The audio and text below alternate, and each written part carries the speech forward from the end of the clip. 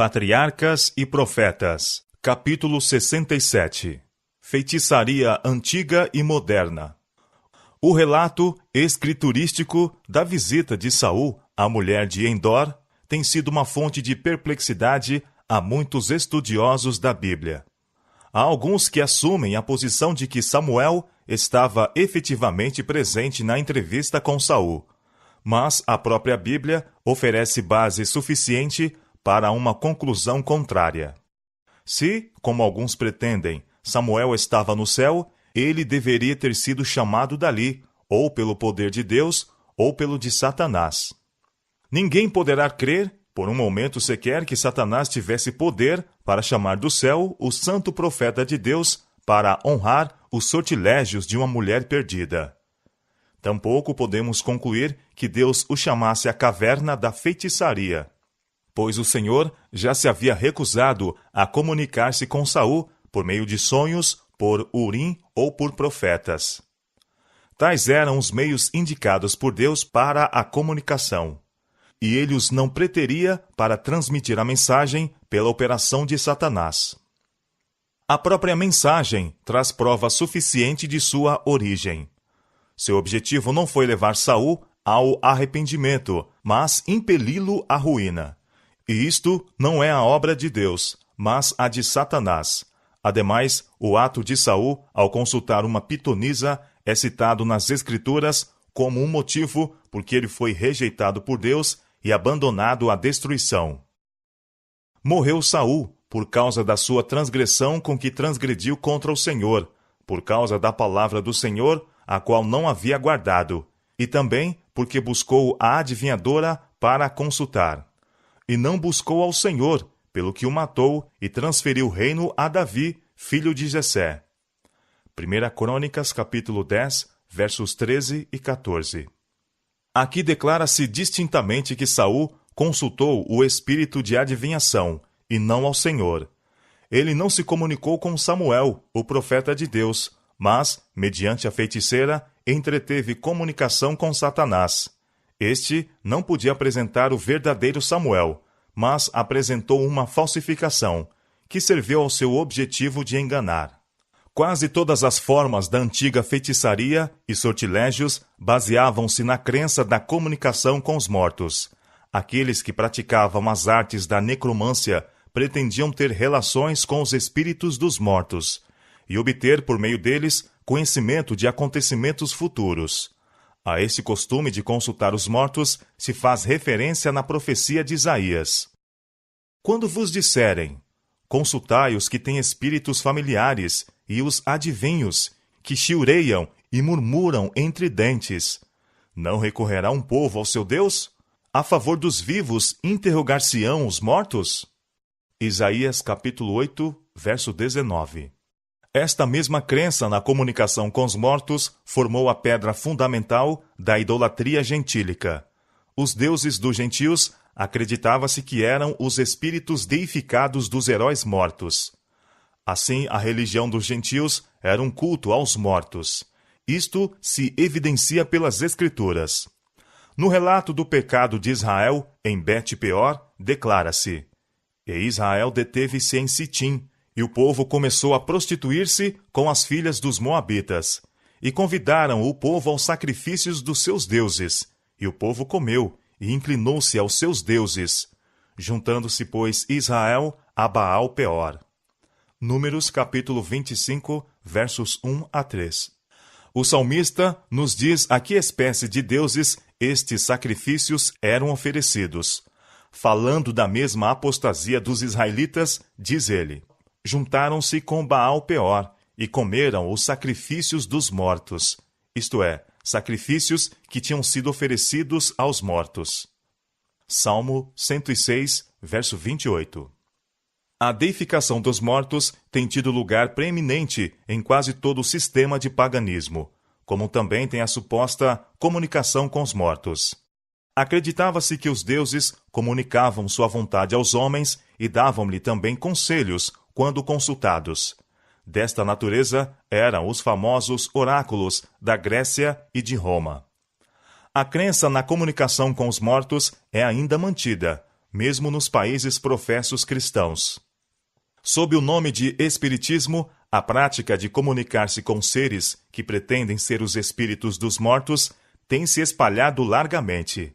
É ela calculada a ganhar as simpatias daqueles que depuseram seus queridos na sepultura.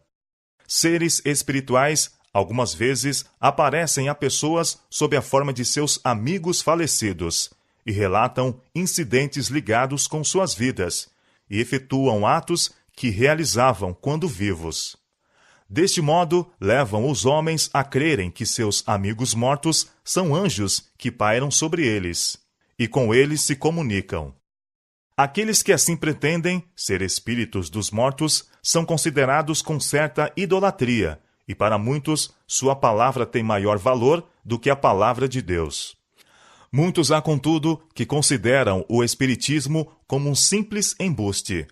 As manifestações pelas quais ele apoia suas pretensões a um caráter sobrenatural são atribuídas à fraude por parte do médium. Mas, conquanto seja verdade que os resultados da velhacaria tenham sido muitas vezes apresentados como manifestações genuínas, tem havido também provas notáveis de poder sobrenatural. E muitos que rejeitam o espiritismo como resultado da esperteza ou astúcia humana, quando são defrontados com manifestações que não possam explicar, sob este ponto de vista, são levados a reconhecer suas pretensões. O espiritismo moderno e as formas da antiga feitiçaria e adoração de ídolos têm todos a comunicação com os mortos como seu princípio vital. Fundam-se naquela primeira mentira pela qual Satanás seduziu Eva no Éden. Certamente não morrereis, porque Deus sabe que no dia em que dele comerdes, sereis como deuses. Gênesis capítulo 3, versos 4 e 5. Baseados na falsidade e perpetuando esta, são semelhantemente oriundos do pai da mentira. Aos hebreus era expressamente proibido empenhar-se, sob qualquer forma, em pretensa comunicação com os mortos. Deus fechou eficazmente esta porta quando disse: os mortos não sabem coisa nenhuma, e já não têm parte alguma neste século, em coisa alguma do que se faz debaixo do sol. Eclesiastes, capítulo 9, versos 5 e 6. Sai-lhes o espírito, e eles tornam-se em sua terra. Naquele mesmo dia, perecem os seus pensamentos. Salmo, capítulo 146, verso 4. E o Senhor declarou a Israel: quando uma alma se virar para os adivinhadores e encantadores, para se prostituir após deles, eu porei a minha face contra aquela alma, e a extirparei do meio do seu povo. Levítico capítulo 20, verso 6. Os espíritos familiares não eram espíritos dos mortos, mas anjos maus, mensageiros de Satanás. A antiga idolatria, que, como vimos, compreende tanto o culto aos mortos como a pretensa comunicação com eles, declara-se na Bíblia ter sido culto aos demônios. O apóstolo Paulo, advertindo seus irmãos contra o participarem de qualquer maneira da idolatria de seus vizinhos pagãos, diz: as coisas que os gentios sacrificam, as sacrificam aos demônios, e não a Deus, e não quero que sejais participantes com os demônios. 1 Coríntios capítulo 10, verso 20. O salmista, falando de Israel, diz que sacrificaram seus filhos e suas filhas aos demônios. E no versículo seguinte, explica que os sacrificaram aos ídolos de Canaã. Salmo, capítulo 106, versos 37 e 38. Em seu suposto culto aos mortos, estavam, na realidade, adorando demônios. O espiritismo moderno, repousando sobre a mesma base, não é senão um reavivamento sob uma nova forma da feitiçaria e culto aos demônios que Deus condenou e proibiu na antiguidade. Acha-se ele predito nas Escrituras que declaram que nos últimos tempos apostatarão alguns da fé, dando ouvidos a espíritos enganadores, a doutrinas de demônios. 1 Timóteo, capítulo 4, verso 1. Paulo, em sua segunda carta aos Tessalonicenses, indica a operação especial de Satanás pelo espiritismo, como um acontecimento a ocorrer imediatamente antes do segundo advento de Cristo. Falando da segunda vinda de Cristo, declara que ela é segundo a eficácia de Satanás, com todo o poder e sinais e prodígios da mentira. 2 Tessalonicenses, capítulo 2, verso 9. E Pedro, descrevendo os perigos a que a igreja estaria exposta nos últimos dias, diz que, assim como houve falsos profetas que levaram Israel ao pecado, haverá falsos ensinadores que introduzirão encobertamente heresias de perdição e negarão o Senhor que os resgatou, e muitos seguirão as suas dissoluções. 2 Pedro, capítulo 2, versos 1 e 2. Aqui, o apóstolo indicou uma das mais assinaladas características dos ensinadores espíritas. Eles se recusam a reconhecer a Cristo como Filho de Deus. Com relação a tais instrutores, o amado João declara: quem é o mentiroso, senão aquele que nega que Jesus é o Cristo? É o anticristo, esse mesmo que nega o Pai e o Filho. Qualquer que nega o Filho, também não tem o Pai. 1 São João, capítulo 2, versos 22 e 23. O Espiritismo, negando a Cristo, nega tanto ao Pai como ao Filho, e a Bíblia denuncia-o como manifestações do anticristo. Pela predição da sorte de Saul, dada mediante a mulher de Endor, planejava Satanás enheredar o povo de Israel. Esperava que se lhes inspirasse confiança na feitiçaria e fossem levados a consultar a mulher. Assim, se desviariam de Deus como seu conselheiro e colocar-se-iam sob a guia de Satanás. O engodo pelo qual o Espiritismo atrai as multidões é o seu pretenso poder de descerrar o véu do futuro e revelar aos homens o que Deus ocultou. Deus desvendou em sua palavra, diante de nós, os grandes acontecimentos do futuro, tudo que nos é essencial sabermos, e deu-nos um guia seguro para nossos pés por entre todos os seus perigos. É, porém, intuito de Satanás destituir a confiança dos homens em Deus, torná-los descontentes com sua condição na vida e levá-los a procurar conhecimento daquilo que Deus sabiamente lhes encobriu e desprezar o que ele revelou em sua santa palavra. Há muitos que se tornam inquietos quando não podem saber o desfecho definido das questões. Não podem suportar a incerteza e, em sua impaciência, recusam-se a esperar para verem a salvação de Deus. A apreensão de males impele-os quase à loucura. Dão lugar aos seus sentimentos de rebelião. Correm de um lado para outro, com mágoa intensa, procurando entendimento a respeito daquilo que não foi revelado. Se tão somente confiassem em Deus e vigiassem e orassem, encontrariam consolo divino. Seu espírito se acalmaria pela comunhão com Deus. Os cansados e oprimidos encontrariam descanso para suas almas, se tão somente fossem a Jesus.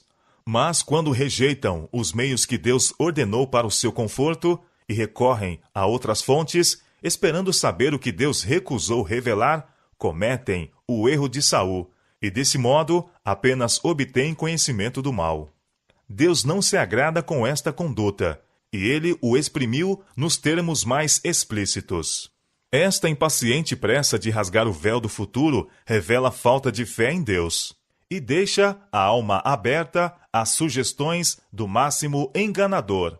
Satanás leva os homens a consultar os que têm espíritos familiares, e revelando coisas ocultas do passado, inspira confiança em seu poder para predizer coisas vindouras.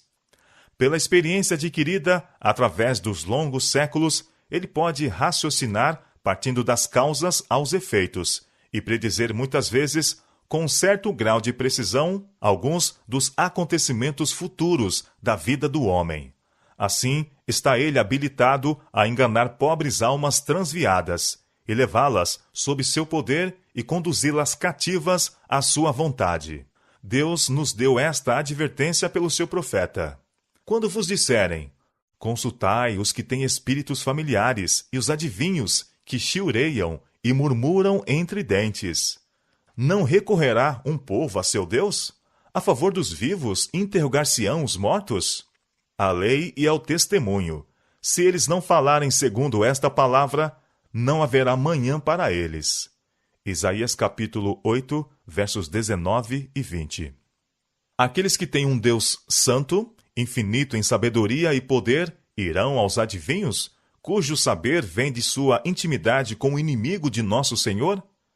Deus mesmo é a luz de seu povo. Ele lhes manda fixar os olhos pela fé nas glórias que estão veladas à vista humana. O sol da justiça envia ao coração seus brilhantes raios. Eles têm luz do trono dos céus e não têm o desejo de desviar-se da fonte de luz aos mensageiros de Satanás. A mensagem do demônio a Saul, posto que fosse uma denúncia de pecado e uma profecia de castigo, não visava corrigi-lo, mas instigá-lo ao desespero e à ruína. Muitas vezes, porém, presta-se melhor aos intuitos do tentador a atrair os homens à destruição pela lisonja. O ensino dos deuses demônios, nos antigos tempos, favorecia a mais baixa licenciosidade. Os preceitos divinos, que condenam o pecado e impõem a justiça, eram postos de lado. A verdade era considerada levianamente, e a impureza não somente era permitida, como também ordenada.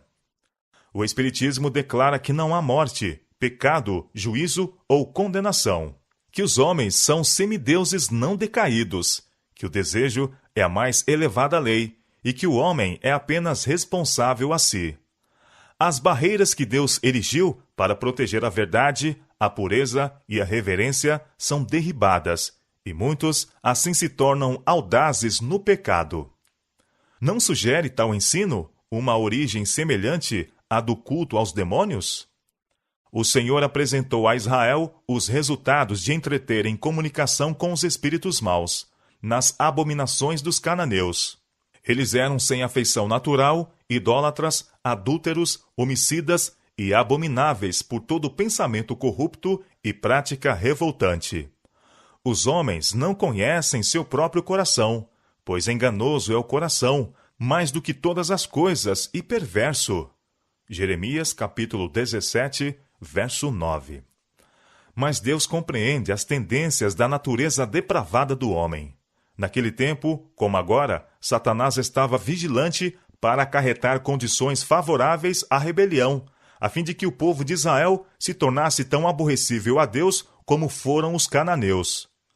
O adversário das almas está sempre alerta para abrir canais à torrente livre de males sobre nós, pois deseja que sejamos arruinados e condenados diante de Deus. Satanás estava decidido a conservar a posse da terra de Canaã, e quando se tornou ela a habitação dos filhos de Israel, e a lei de Deus se fez a lei do país, ele odiou a Israel com ódio cruel e funesto, e tramou a sua destruição. Pela operação de espíritos maus, deuses estranhos foram introduzidos, e por causa da transgressão, o povo escolhido foi finalmente disperso da terra da promessa. Esta história Satanás está esforçando para repetir em nosso tempo. Deus está tirando seu povo das abominações do mundo, a fim de que guardem sua lei. E por causa disto, a ira do acusador de nossos irmãos não tem limites. O diabo desceu a vós e tem grande ira, sabendo que já tem pouco tempo. Apocalipse, capítulo 12, versos 10 e 12. A terra antitípica da promessa está precisamente diante de nós, e Satanás está resolvido a destruir o povo de Deus e separá-lo de sua herança. O aviso: vigiai e orai, para que não entreis em tentação. Nunca foi mais necessário do que hoje. A palavra do Senhor ao antigo Israel é também dirigida a seu povo nesta época. Não vos virareis para os adivinhadores e encantadores, não os busqueis, contaminando-vos com eles, pois todo aquele que faz tal coisa é abominação ao Senhor.